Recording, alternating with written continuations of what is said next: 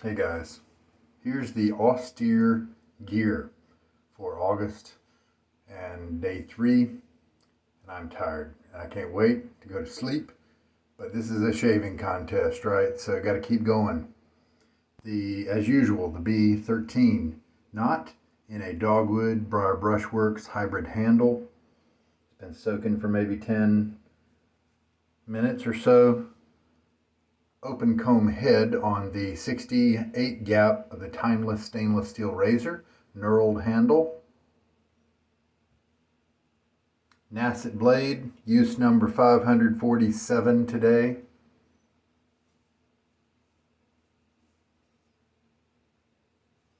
Chiseled face midnight stag is the challenge I am doing, and I will be using also the splash and the cologne of that same scent. Looking forward to that part of it. Don't have too much left in the soap. I still, on the second shave as well, loaded more than I needed at the time. Try to back that off again today. Get my face wet. But before I do that, let's put that Nacet blade in the razor. The knurled handle on the timeless is very grabby. It almost feels a tiny bit too grabby until you're in the shave. And then that grabbiness just becomes perfect, especially when it becomes wet. Definitely not going to slip.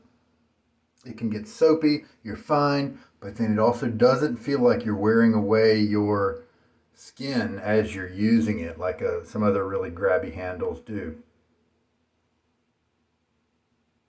So here's the Nacet. Got some Sharpie marks, dots perhaps left over from the early days of the blade, but then I knew that eventually those would fade, and so I put an N and a 1 with an etcher. And then down here, you can see where the blade was bent back at, I believe, use number 226 or something like that. So I'm going to take the N1, currently always faces the handle. And so we've basically been trying to see if it matters whether you flip the blade or not. And if I can get this many uses out of an unflipped blade, I don't think it matters really all that much. In fact, it may prove the opposite, that if you want long life, maybe not flipping the blade is a secret. I don't know. You almost have to have a control and then a test and a longer experience, and I just haven't been able to put that together, obviously, because that would take a very long time. All right, now I can get my face wet. And let's just do a bowl lather again today. We've started off August with the bowl. Saturated brush. I'm going to shake out a good bit of the water. Kind of have it medium wet. And when this starts giving me some sudsy stuff, I've got my lather bowl over here. I'm going to catch it in there to keep that water as well as the nice soapy bit of it.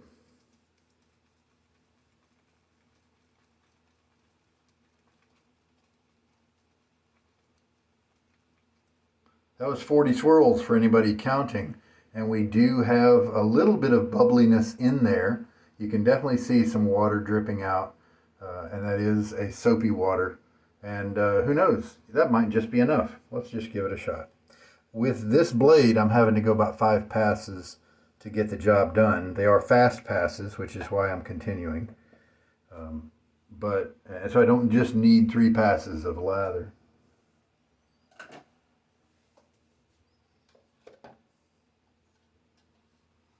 And thanks to this folding, rotating mirror right here, I can very easily give you guys a better view of the lather mixing process without me having to hold it up quite so high. You can see how it goes really bubbly right away.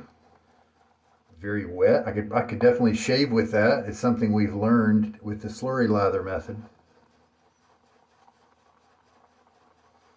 But let's just keep going.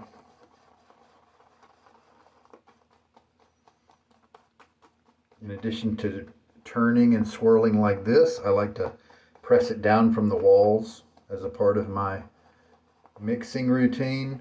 Sometimes I will press down about halfway to mix, and then other times I will lift it up to where the tips are just skimming the bottom, because that helps to circulate the lather that's on the sides. And instead of just keeping, if I push down too hard, then as you can see, the lather is staying up around the sides of the brush.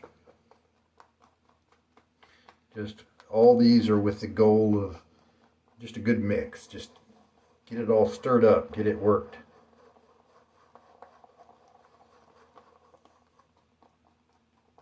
And this is a method where I'm starting with a good bit of water in the brush, and the lather is going to come together with that amount of water. I can then fine tune it if I want. But another method is to shake out more water, and then once you kind of get it maybe to this stage, kind of pasty, then you'd start adding in more water to mature it more and make it more slick. Try it both ways. I encourage you with just about every soap you have. Different soaps will respond differently sometimes, and it might be a good find if you discover a particular method that makes a soap turn into a lather that you like. And it doesn't look like I'm going to need to work too hard on this one. Now, here's an attribute that you can look for. You look at that shelf back there. You see that a shelf of lather that's hovering in the air, supported by itself. And then there's like a cavern underneath right there. Well, that means this has got some structure and it's not weighted down by water. With most lathers of the modern variety, Sterling, Barrister and Man, Mammoth, Seaforth, Summer Break, all these good soaps, artisan soaps, and even many hard soaps, classic soaps like Tobacco and Mitchell's Wool Fat. Look at that peak standing up on its own. He's got structure because he's not weighted down by water. And that's another thing that can tell you that all those other soaps I've listed, they'll get better if you keep adding water. Now, this one is kind of the old style where I have to run it a little drier than usual. But you know what? Yesterday I did that, and I just didn't enjoy the slickness quite as much. So I am going to keep on adding some water, get a trickle going. I'm not going to be precise with it this time. It's too late at night. So I've just poured in a little bit, maybe a teaspoon. Let's go for a little bit more. And again, look, those 40 swirls, you could barely tell anything on the brush after I loaded, and I've easily got plenty of lather for my 5 passes.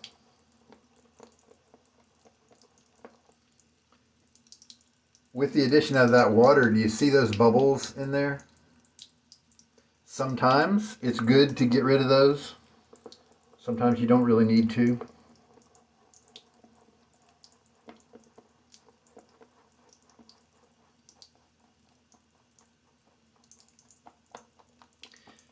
One thing, if you load a lot of soap, not like I did today, but more than that, if you load a lot of soap and you end up kind of with a pasty brush, when you start your bowl process, you really need to make sure you give it plenty of time to come together, because there's a lot of soap in there that needs to integrate properly with the wetness and the wateriness that is outside the brush in the bowl. And so sometimes you can think that you've got a wet lather, but then by the time you get it to your face and start working it, then that dry stuff inside, relatively dry, becomes a part of your lather and makes it more dry than you thought it was, because you didn't start out with a homogeneous mix between what was inside the knot and what else was in the bowl. You can also do what I used to do, was kind of the lift test. Get that brush underneath it, kind of like that, and lift up. You see that? Watch it collapse under its own weight. At least that one part does. We've still got part that's standing up. So with other soaps, I would keep adding water. Now with this much volume, it's clear that I overloaded the brush. And so you might think, don't add more water because you get more volume. That's true, you'll get more volume, but you'll also get more slickness. So to me, it's almost worth it if I ditched half of this lather just down the drain so that I could add more water. I'd end up with a lather that I liked better. And that amount of lather just is pennies. So it's not really all that wasteful. As you can see with this one, you remember how much soap that I loaded? Wasn't really very much, and yet it made all of this lather. So it just doesn't take a lot of soap to make a ton of lather. So if you throw away half a bowl of lather because you realize you've overloaded, honestly, it might be worth it. The guys who, and I understand this, I'm a conservative type user. The guys who want to maybe save some of their leftover lather in the freezer, or they just feel bad about having it left over, I get it, right? But it's just pennies, if that, less than pennies. And so just wash it down, load a little bit less the next day is my advice. Get my face wet one more time. And see, I'm back and a little bit energized. I'm glad I jumped into this shave instead of saying heck with it and going to bed. Big old 28 millimeter knot here.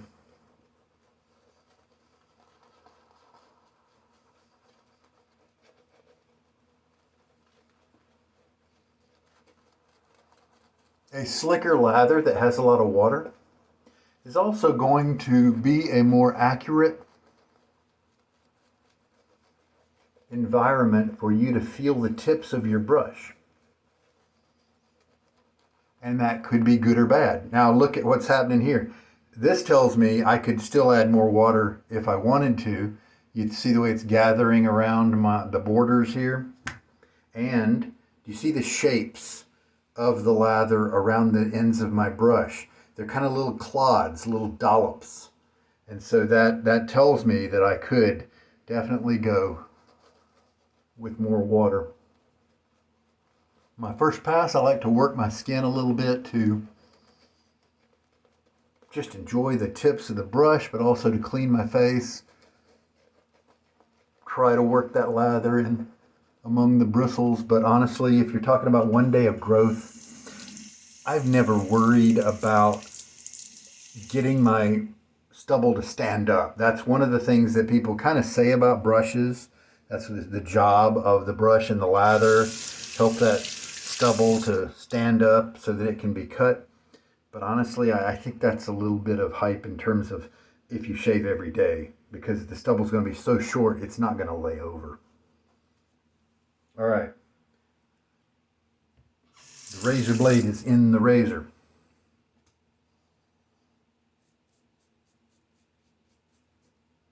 Make sure that it was tight.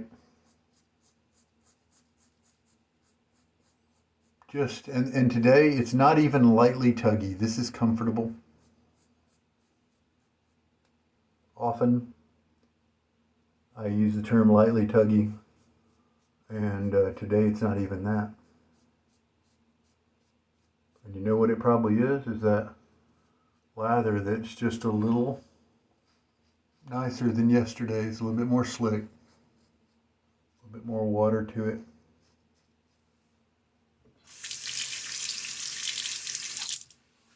So as I was saying, if you want to really gauge the tips of your brush, whether they're firm, whether they're plush and soft, then add a lot of water to your lather.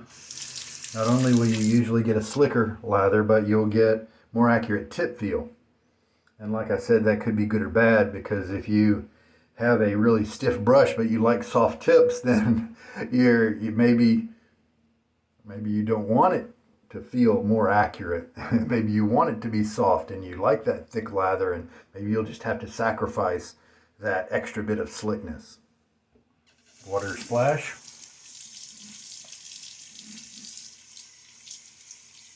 But if you already like plush brushes like I do, then you'll really you'll be rewarded with that slickness and that plush comfort.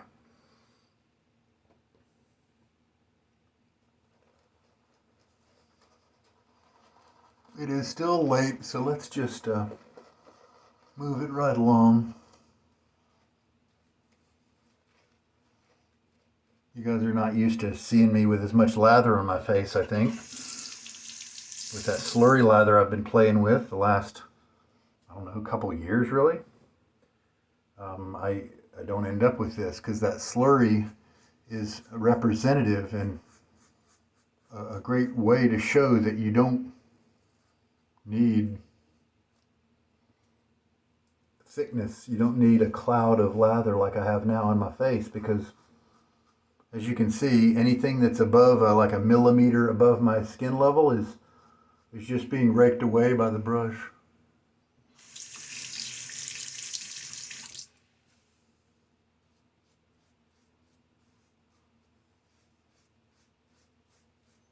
Another one of the side challenges that they're doing in Austere August is using the mutton tallow .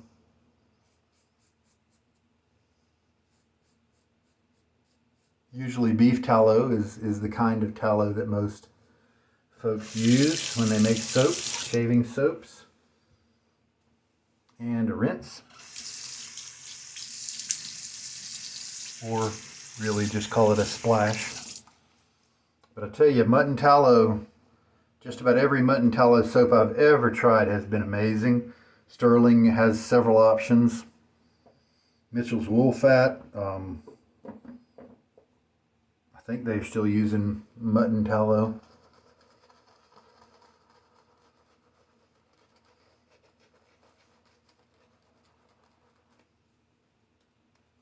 They did a reformulation.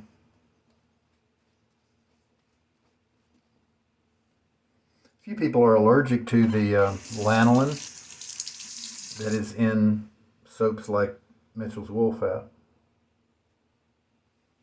So third pass, I think, cross grain again.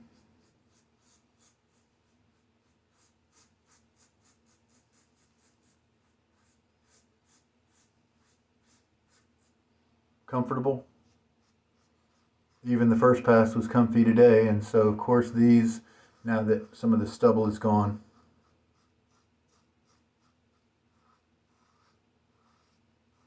these are comfy. I can go fast because I'm pretty experienced at the different strokes I need to take in the different parts of my skin. If you're more new, then take your time. Like so many sports, the speed will come with experience and training and practice. So just get your muscles to do the right thing slowly at first, and then you'll be rewarded later with speed and quality. A little splash of water.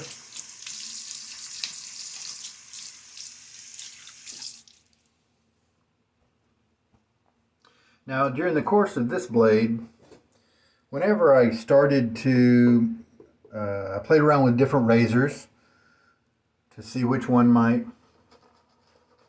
work the best with it, and then whenever it started feeling a little tuggy, I would switch to a different razor. That's one of the things that I think has made me let this one go so long. But on the other hand, if you were to find that really good setup from the beginning, then I would guess you'd be able to go a long ways. But at a certain age, this particular razor is one of the few in my collection that still can give me reasonable shaves. with this blade at this age. Again, doing that kind of oblique stroke, kind of a slanted uphill stroke, still keeping it cross grain to try to engage a slicing motion. And this, I believe, is the 5th pass. One interesting thing that I've heard reported by some other hypermilers is another word that some people call those of us who use blades a lot for a lot of uses. I just call them marathons. But another thing I've heard about, and I found it very interesting, is there are some guys who reported that they started feeling uncomfortable and tuggy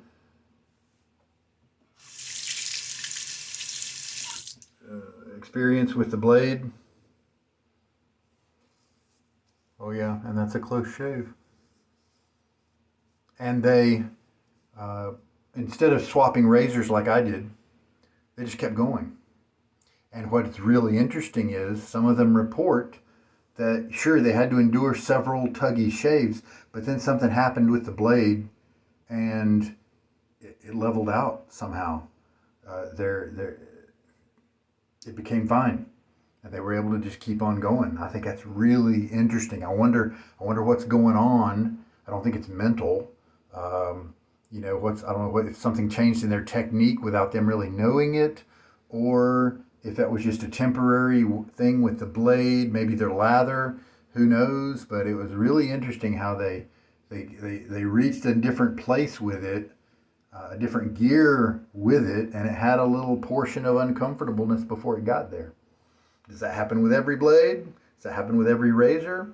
I have no idea.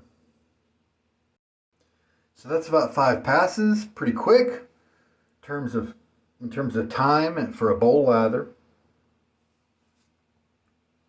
As usual, open up the razor a bit, run some water through it, get rid of the, what is it called, swarf? That's kind of the lather hair mix, Clear that out. Still so much. Still so much lather. And see, you can tell that this is that kind of lather I've been mentioning, that this soap base doesn't really let you get to a creamy stage while being really hydrated. You kind of have to pick. If it's really hydrated, then it starts to kind of break up and and separate from the water a little bit. But if you keep it creamy, then it's a little bit more on the dry side. And so you see there's not really a sheen on the lather. Matter of fact, you can almost look and see a matte texture of tiny bubbles. And that's just the nature of this soap. But we have so much of it. It'll still get the job done. Don't get me wrong. It will still shave you. It will still be slick enough to get the job done.